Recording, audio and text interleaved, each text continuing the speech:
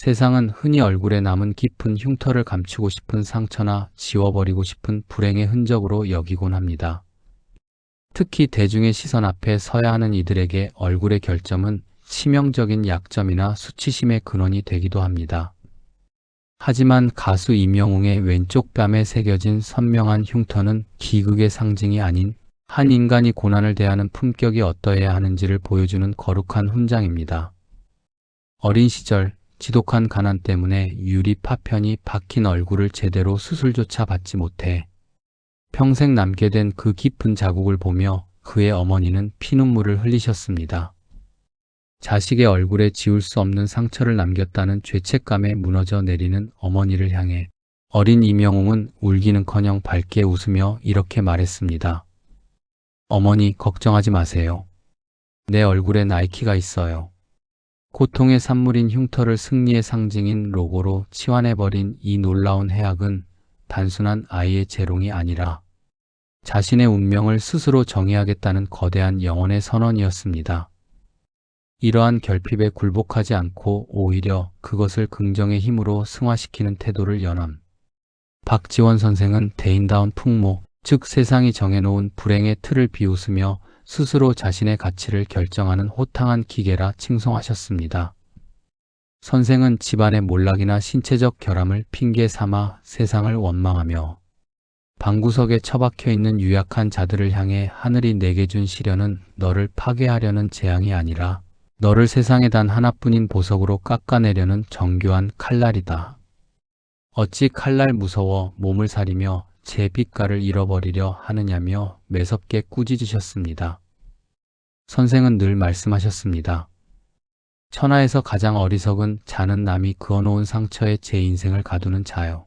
가장 지혜로운 자는 그 상처 위에 스스로 꽃을 심는 자다. 내 뺨에 남은 자국이 흉터인지 훈장인지 결정하는 것은 의사의 칼끝이 아니라 오직 내 마음의 눈이다. 상처를 부끄러워하는 마음이 진짜 흉터일 뿐 당당하게 고개를 든 자의 얼굴에 새겨진 흔적은 그 어떤 화려한 금관보다 찬란하게 빛나는 명예의 표식이다.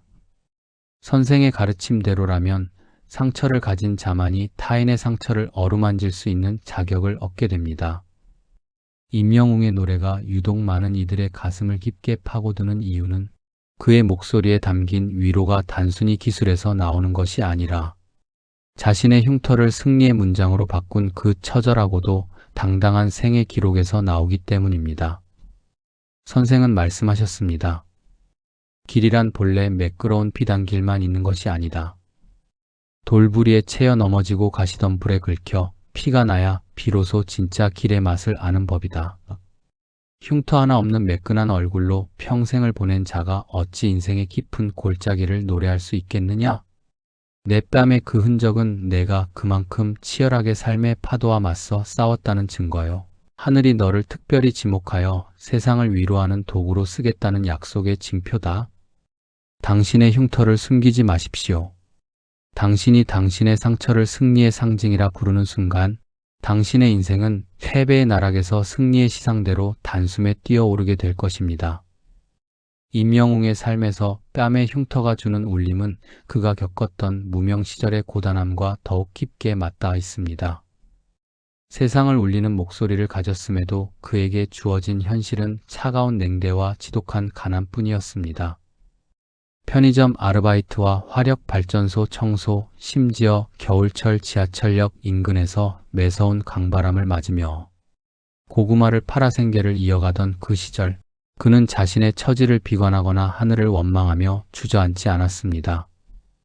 남들은 가수가 왜 길거리에서 고구마를 파느냐며 혀를 찼을지 모르나 그는 오히려 그 시린 땀방울 속에서 노래의 진심을 길어 올렸습니다.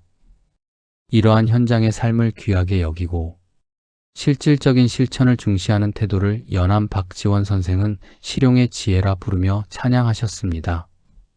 선생은 입으로만 도리를 논하며 정작 제 손발을 움직여 세상을 바꾸려 하지 않는 게으른 선비들을 향해 글로만 배운 도리는 종이 위의 먼지와 같아 바람 한 점에도 흩어질 뿐이다.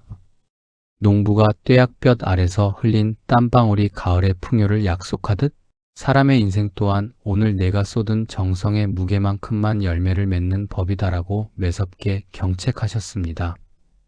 선생의 가르침대로라면 임영웅이 고구마를 팔던 그 추운 겨울의 시간은 단순히 견뎌야 할 고통이 아니라 훗날 수만 명의 가슴을 울릴 감성을 채우는 가장 비옥한 걸음의 시간이었습니다.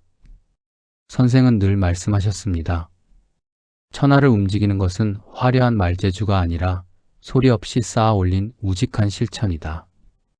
비천한 일을 한다고 해서 그 사람이 비천해지는 것이 아니요. 높은 자리에 앉아 있다고 해서 그 인품이 고귀해지는 것도 아니다. 흙먼지 묻은 손으로 제 삶을 일구는 자야말로 천하에서 가장 당당한 주인이다. 불안은 내가 통제할 수 없는 결과에 집중할 때 생겨나지만 자신감은 내가 쏟아부은 정직한 노동의 양에 비례하는 법입니다. 연암 박지원 선생은 또한 말씀하셨습니다. 성공을 바라는 마음은 누구나 품을 수 있으나 성공할 자격을 스스로 갖추는 자는 극히 드물다. 하늘이 너를 이기게 해달라고 빌기 전에 내가 너를 이길 수밖에 없는 정당한 이유를 스스로 증명해 보아라. 적을 이기는 것은 기술의 영역이나 나를 이기는 것은 도리의 영역이다. 내가 내 안의 게으름을 이긴 자라면 세상 그 무엇이 두렵겠느냐? 임영웅이 무명의 긴 터널 속에서도 마이크 대신 고구마 봉투를 들고 내일을 꿈꿨던 것처럼 당신의 고단한 오늘 또한 장차 위대한 승리를 완성할 소중한 퍼즐 조각임을 잊지 마십시오. 임영웅이 마침내 정상의 자리에 올랐을 때 그는 자신의 성공을 오직 자신의 공으로 돌리지 않았습니다. 자신을 믿고 기다려준 팬들을 영웅시대라 부르며 그들에게 받은 사랑을 다시 세상의 소외된 곳으로 흘려보내는 나눔을 실천했습니다. 이러한 태도는 연암 박지원 선생이 강조한 대인의 사귐, 즉 지위의 높고 낮음을 떠나 진심으로 사람을 대하고 그 덕을 널리 베푸는 군자의 도리와 일치합니다.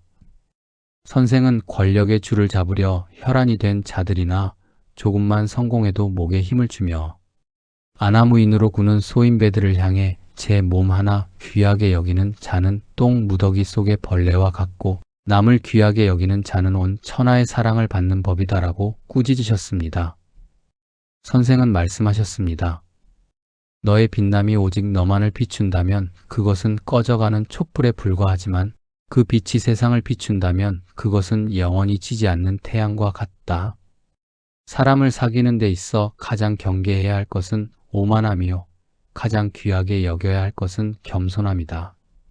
내가 높은 곳에 올랐을 때 아래를 내려다볼 줄 아는 자가 진짜 고수다. 내가 얻은 부와 명성이 내 것이라 착각하지 마라. 그것은 잠시 내 손을 거쳐가는 바람일 뿐이니 그 바람을 이용해 다른 이들의 고단함을 씻어주는 향기로 써라. 그때 비로소 내 이름은 사람들의 가슴 속의 피석보다 더 깊게 새겨질 것이다. 진정한 영웅은 칼을 휘두르는 자가 아니라 상처받은 이들의 눈물을 닦아주는 자라는 사실을 임영웅은 몸소 증명하고 있습니다. 선생은 또한 말씀하셨습니다. 지혜로운 자는 얻었을 때 나누고 어리석은 자는 얻었을 때 쌓아두기만 한다. 쌓아둔 물은 썩기 마련이나 흐르는 물은 만물을 살리는 법이다. 내가 베푼 공덕은 결코 사라지지 않고 내 운명을 지탱하는 가장 단단한 성벽이 될 것이다. 임영웅이 기부와 선행을 멈추지 않는 이유는 그것이 단순히 이미지 관리가 아니라 고난을 겪어본 자만이 가질 수 있는 타인에 대한 깊은 공감에서 우러나온 것임을 연암 선생은 꿰뚫어 보셨을 것입니다. 영광의 정점에서도 인간은 늘 불안과 싸워야 합니다. 임영웅 역시 수많은 시선의 무게와 완벽해야 한다는 압박감에 시달렸을 것입니다. 이때 연암 박지원 선생은 부동심의 기술, 즉 세상의 소음 속에서도 자신의 본질을 잃지 않는 선비의 평정심을 조언하십니다. 선생은 남들의 칭찬에 들뜨거나 비난에 일희일비하는 유약한 자들을 향해 천하가 너를 칭송한다고 해서 내가 신이 되는 것이 아니요 천하가 너를 욕한다고 해서 내가 흙덩이가 되는 것도 아니다. 너는 그저 너일 뿐인데 어찌 남의 입술 끝에 내 운명을 맡기려 하느냐? 며 호통을 치셨습니다. 선생은 늘 말씀하셨습니다. 큰 나무는 폭풍우가 몰아칠수록 그 뿌리를 더 깊이 내리는 법이다. 세상의 말들은 한순간에 흩어지는 연기와 같으니 그 연기에 눈을 가리지 말고 내 안의 등불을 밝혀라. 내가 너 자신을 속이지 않고 정직하게 길을 걷고 있다면 세상 그 어떤 거센 바람도 너를 무너뜨리지 못할 것이다.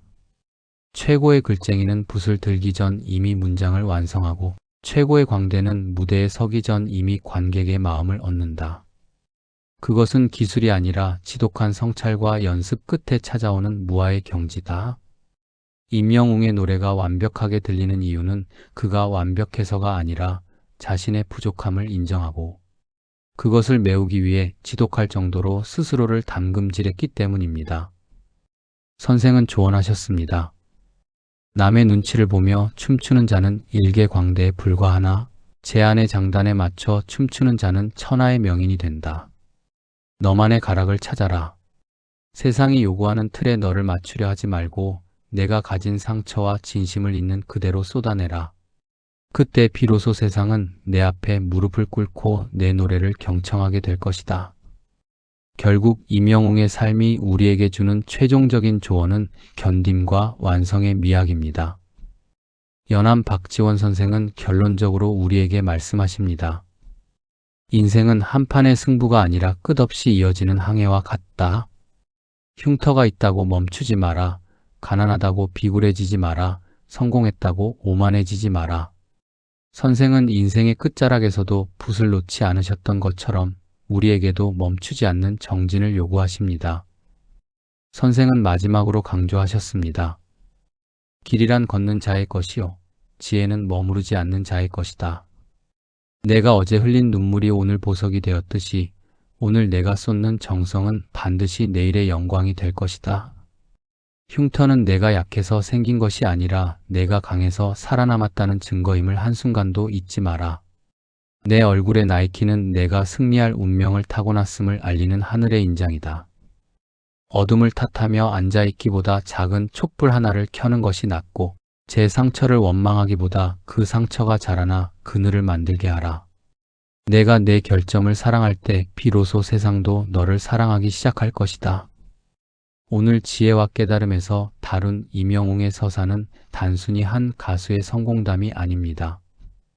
그것은 상처를 훈장으로 바꾼 대인의 기계이며 비천한 곳에서 진리를 길어 올린 실용의 지혜이며 정상에서 아래를 굽어 살피는 나눔의 도리입니다. 연암 박지원 선생의 가르침대로 당신의 흉터를 숨기지 마십시오. 당신의 고통을 헛되이 낭비하지 마십시오. 당신의 정직한 땀방울이 고난의 흉터 위로 찬란한 꽃을 피워내는 그날까지 우리의 정진은 멈추지 않을 것입니다. 당신의 삶이 곧 가장 아름다운 노래가 될 것임을 믿어 의심치 않습니다. 당당하게 고개를 들고 당신만의 훈장을 세상에 보여주십시오. 당신의 완성을 진심으로 응원합니다. 지금까지 지혜와 깨달음이었습니다. 감사합니다.